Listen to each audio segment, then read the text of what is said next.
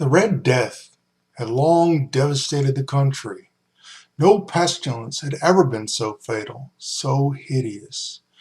Blood was its avatar and its seal, the redness and the horror of blood. There were sharp pains and sudden dizziness, and a profuse bleeding at the pores with dissolution. The scarlet stains upon the body, and especially upon the face of the victim, were a pest ban which shut him out from the aid and sympathy of his fellow men. And the whole seizure, progress, termination of the disease were incidents of half an hour. But Prince Prospero was happy and dauntless and sagacious.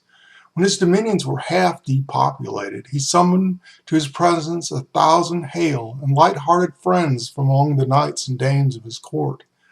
And when these retired to the deep seclusion of one of his castellated abbeys, this was an extensive and magnificent structure, from the creation of the prince's own eccentric yet august taste. A strong and lofty wall girdled it, and the wall had gates of iron.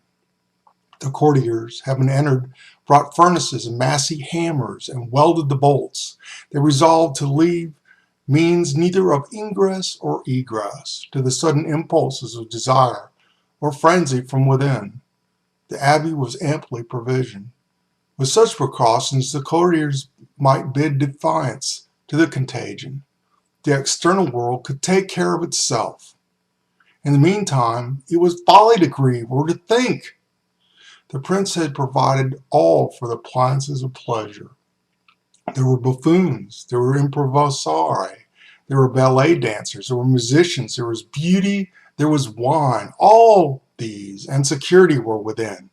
Without was the Red Death. It was toward the close of the 5th or 6th month of this seclusion, and while the pestilence raged most furiously abroad, the Prince Prospero entertained his 1,000 friends at a masked ball of unusual magnificence. It was a voluptuous scene, that masquerade. But first let me tell you of the rooms in which it was held. These were 7, an imperial suite.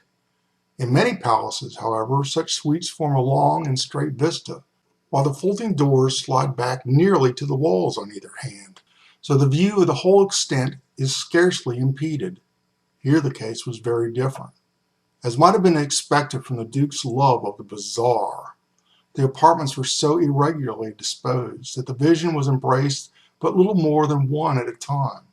There was a sharp turn every 20 or 30 yards, and at each turn a novel effect.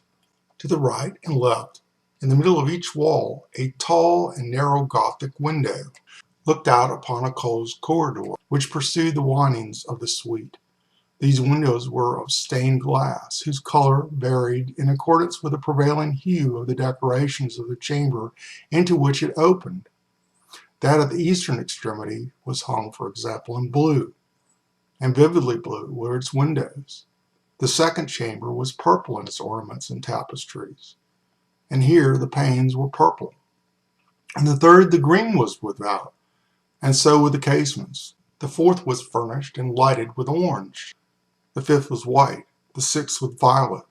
The 7th apartment was closely shrouded in black velvet tapestries that hung all over the ceiling and down the walls, falling in heavy folds upon a carpet of the same material and hue. But in this chamber only, the color of the windows failed to correspond with the decorations. The panes were scarlet, a deep blood color.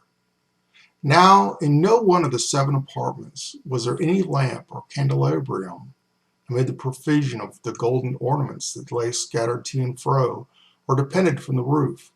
There was no light of any kind emanating from lamp or candle within the suite of chambers. But in the corridors that followed the suite, there stood, opposite to each window, a heavy tripod, bearing a brazier of fire that projected its rays through the tinted glass so glaringly illuminated the room. And thus was produced a multitude of gaudy and fantastic appearances. But in the western, or black chamber, the effect of the firelight that streamed upon the dark hangings through the blood-tinted panes was ghastly in the extreme, and produced so wild a look upon the countenances of those who entered that there were few of the company bold enough to set foot within its precincts at all. It was in this apartment, also, that there stood against the western wall a gigantic clock of ebony.